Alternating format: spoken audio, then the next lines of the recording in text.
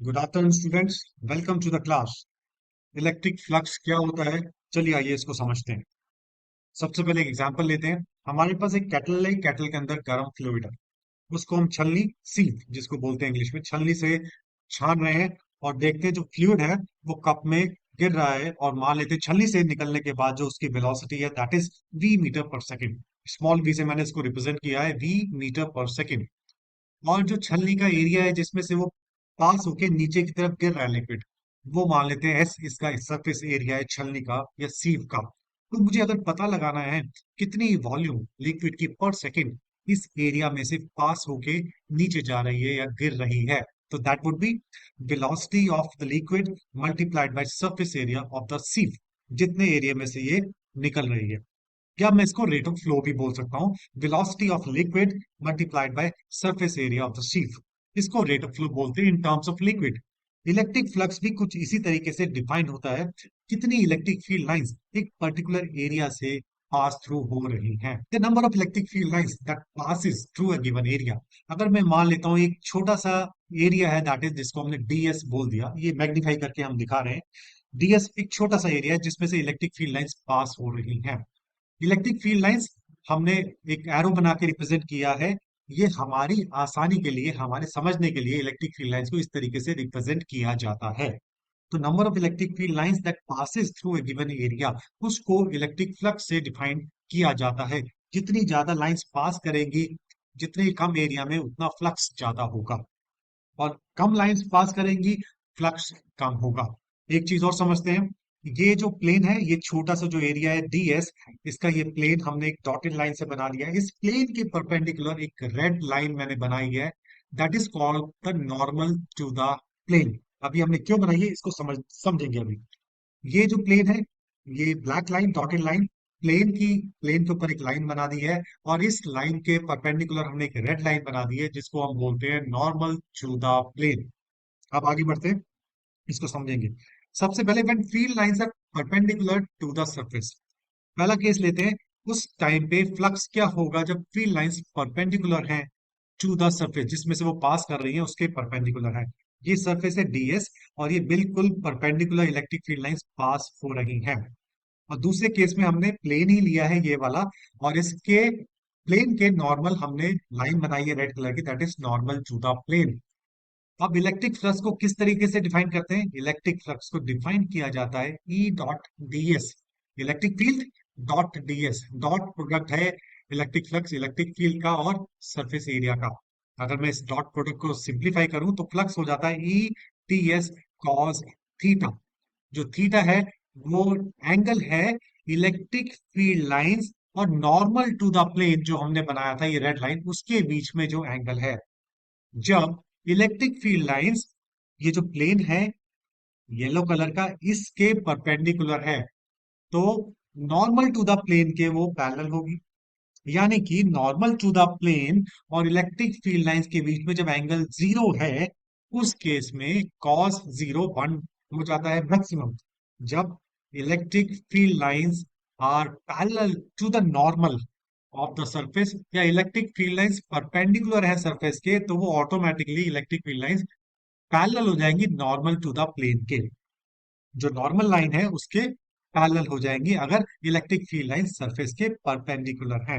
Cos zero one होता है, और इस केस में फ्लक्स निकल के आएगा is equal to E D S. तो फ्लक्स मैक्सिमम होगा जब फील्ड लाइंस किसी भी प्लेन के परपेंडिकुलर पास करेंगी। आई होप ये आपको क्लियर हुआ होगा। जो थीटा है वो एंगल है इलेक्ट्रिक फील्ड लाइंस, और जो लाइन हमने बनाई है रेड कलर की नॉर्मल टू द प्लेन जिसको बोलते हैं, उनके बीच में क्या एंगल है। अगर इन दोनों इलेक्ट्रिक फील्ड लाइंस और नॉर्मल टू द प्लेन के बीच में एंगल जीरो होगा, तब इलेक्ट्रिक फ्लक्स मैक्सिमम होगा, क्योंकि कॉस जीरो वन होता है। अब आगे बढ़ते हैं, दूसरा केस समझते हैं। When electric field lines are tilted with the surface, जिस सरफेस से वो पास कर रही है, पास थ्रू कर रही है, उससे वो कुछ टिल्टेड है, मतलब परपेंडिकुलर नहीं है, कुछ टिल्टेड है। और ये यही प्लेन लिया, इस प्लेन के हमने नॉर्मल बना दी, that is normal to the plane. अब देखते हैं आगे। अब आप देखेंगे नॉर्मल टू द प्लेन और इलेक्ट्रिक फील्ड लाइंस के बीच में एक एंगल है, दैट इज थीटा। अब वो थीटा जीरो नहीं है। जब इलेक्ट्रिक फील्ड लाइंस परपेंडिकुलर थी सरफेस के, तब नॉर्मल टू द प्लेन और इलेक्ट्रिक फील्ड लाइंस के बीच में एंगल जीरो था। लेकिन अब इलेक्ट्रिक फील्ड लाइंस टिल्टेड हैं, टिल्ट होके निकल रही हैं इस सरफेस से। उस केस में इलेक्ट्रिक फील्ड लाइंस और नॉर्मल टू द प्लेन के बीच में एक एंगल है theta, and that is not equal to zero. उस केस में फ्लक्स होगा ई डॉट डी एस। अगर हम इसका सिंप्लीफाई करेंगे तो आएगा ई डी एस कॉस थीटा। अभी थीटा 10 डिग्री भी हो सकता है, 15, 20, 30 कुछ भी हो सकता है, लेकिन कॉस जीरो 1 होता है, मैक्सिमम होता है। अब थीटा जीरो से बड़ा है, इसका मतलब कॉस थीटा 1 से कम होगा। तो इस केस में फील्ड जो इलेक्ट्रिक फ्लक्स है that would not be the maximum, maximum से कम होगा। अब तीसरा केस समझते हैं। हम बोलते हैं when electric field lines are parallel to the surface. ये हमारा सरफेस है येलो कलर का, और इलेक्ट्रिक फील्ड लाइन इस सरफेस के बिल्कुल पैरेलल होके निकल रही है। और यही प्लेन है, इसके नॉर्मल मैंने एक लाइन बना दी, normal to the plane, red colour की लाइन है। अब देखते हैं नॉर्मल टू द प्लेन और इलेक्ट्रिक फील्ड के बीच में क्या एंगल होगा। इनके बीच में एंगल है 90 डिग्री। इलेक्ट्रिक फ्लक्स का यही फॉर्मूला है, ई डॉट डी एस या E D S cos theta. Theta इसमें 90 डिग्री है। Theta is the angle between normal to the plane, ये normal to the plane, and electric field lines. इनके बीच में एंगल 90 डिग्री है, and cos 90 degree is zero. Cos 90 zero हो गया तो ये पूरा जो E D S cos theta ये पूरा जीरो हो जाएगा, फ्लक्स वुड बी जीरो। तो electric flux through the plane is zero. And electric field lines are parallel to the surface, और electric field lines are perpendicular to the normal to the plane. तो ये तीन cases है जो कि हमें बताते हैं कि electric field lines, electric flux कैसे चेंज होता है अगर इलेक्ट्रिक फील्ड लाइंस और जो सरफेस एरिया है उनके बीच में एंगल चेंज होता रहता है। तो हम ये बोल सकते हैं, इससे क्या कंक्लूड किया, इससे हमने ये कंक्लूड किया जो एरिया एलिमेंट है, जो surface area, that is a vector quantity. क्योंकि उसका मैग्नीट्यूड ही नहीं, उसका सिर्फ एरिया की वैल्यू ही नहीं, उसकी डायरेक्शन भी बहुत, ओरिएंटेशन भी उसकी बहुत इंपॉर्टेंट है। अगर ओरिएंटेशन उसकी परपेंडिकुलर है टू द फील्ड लाइंस तो सब flux would be the maximum. अगर उसकी ओरिएंटेशन पैरेलल है to the field lines then flux would be zero. तो एरिया एलिमेंट को हम बोल सकते हैं ये वेक्टर क्वांटिटी है, क्योंकि इसके पास मैग्नीट्यूड भी है और डायरेक्शन भी है। डायरेक्शन चेंज करने से ओवरऑल फ्लक्स की वैल्यू भी चेंज हो जाती है। आई होप ये आपको क्लियर हुआ होगा। अब total flux around a close surface, कोई भी अगर मैं क्लोज सरफेस ले लूं, इस केस में तो मैंने सिमेट्रिकल स्फेरिकल सरफेस लिया है, मैं एक आर्बिट्रेरी क्लोज सरफेस भी ले सकता हूं। तो उस केस में अगर मुझे टोटल फ्लक्स निकालना है, इसके मान लिया कि सरफेस के अंदर एक चार्ज है जो इलेक्ट्रिक फील्ड लाइंस पैदा कर रहा है और उसमें से पास हो रही है। तो अगर मुझे टोटल फ्लक्स निकालना है तो मैं क्या करूंगा, छोटे छोटे एरिया ले लूंगा, उन छोटे, बहुत छोटा छोटा एरिया ले लूंगा, टेंस टू जीरो। उन छोटे छोटे एरिया को अगर मैं पता लगाऊं फ्लक्स कितना है, और उस सारा छोटा छोटा एरिया ऐसे करते हुए फ्लक्स निकालते हैं, मैं सबको जोड़ दूं, तो मेरे पास टोटल फ्लक्स आ जाएगा। और ये जोड़ने का तरीका इंटीग्रेशन कहलाता है। तो total flux around any close surface would be sum, ये सम का साइन है, summation of E dot D S. छोटे छोटे जो सरफेस है उसमें से इलेक्ट्रिक फ्लक्स कितना पास हो रहा है, इलेक्ट्रिक फील्ड लाइंस कितनी पास हो रही है, उन सबको मैं जोड़ता चला जाऊंगा, और सबको जोड़ने के बाद मुझे टोटल फ्लक्स मिल जाएगा। आई होप ये क्लियर हुआ होगा। अब इसको समराइज कर लेते हैं। इलेक्ट्रिक फ्लक्स क्या है, the number of electric field lines that passes through a given area. The field lines directed out of A close surface, अगर कोई क्लोज सरफेस से बाहर की तरफ निकल रही है तो उसको पॉजिटिव कंसीडर किया जाता है, और फील्ड लाइंस अगर क्लोज सरफेस के अंदर की तरफ जा रही है तो उसको नेगेटिव टर्म किया जाता है। और एक चीज और, जो हमने जो एरिया एलिमेंट है उसके जो वेक्टर हम एरिया के आउटवर्ड की डायरेक्शन में ही लेते हैं।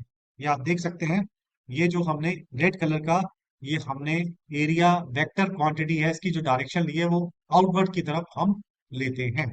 इलेक्ट्रिक फ्लक्स ई डॉट डी एस होता है, और ये डॉट प्रोडक्ट है, अगर इसको सिंप्लीफाई करें तो E D S cos theta कहलाता है। जबकि थीटा जो है that is angle between electric field lines and normal to the plane. अब ये थीटा अगर जीरो होगा फ्लक्स मैक्सिमम होगा, थीटा अगर 0 से 90 के बीच में होगा तो फ्लक्स मैक्सिमम से कम होगा। लेकिन अगर ये थीटा 90 डिग्री है तो फ्लक्स वुड बी जीरो। 90 का मतलब क्या है, इलेक्ट्रिक फील्ड लाइंस पैरेलल है सरफेस के। एरिया एक एलिमेंट है, वेक्टर क्वांटिटी है, जिसका मैग्नीट्यूड और डायरेक्शन दोनों है। अब आपके सामने क्विज है, इसको अटेम्प्ट कीजिए। The formula for finding the electric flux is E D S cos theta. बिल्कुल ठीक है। Where theta is the angle between plane and the electric field lines. जो थीटा है वो एंगल है प्लेन और इलेक्ट्रिक फील्ड लाइंस के बीच में। Is this true or false? ये आपको बताना है। दूसरा आपके लिए, the area element is a vector quantity. Area element vector quantity है। इज दिस ट्रू और false? And the last one for you, The electric flux would be the maximum when the electric field lines are parallel to the plane. Electric flux maximum होगा अगर electric field lines parallel होंगी plane के. Is this true और false? इसको pause कीजिए और attempt कीजिए. तो time starts now and the answers are. I hope ये वीडियो आपको समझ आया होगा, इंटरेस्टिंग लगा होगा. मैं आपको दोबारा मिलूंगा किसी और इंटरेस्टिंग वीडियो के साथ. Till then goodbye, thank you very much, have a nice day.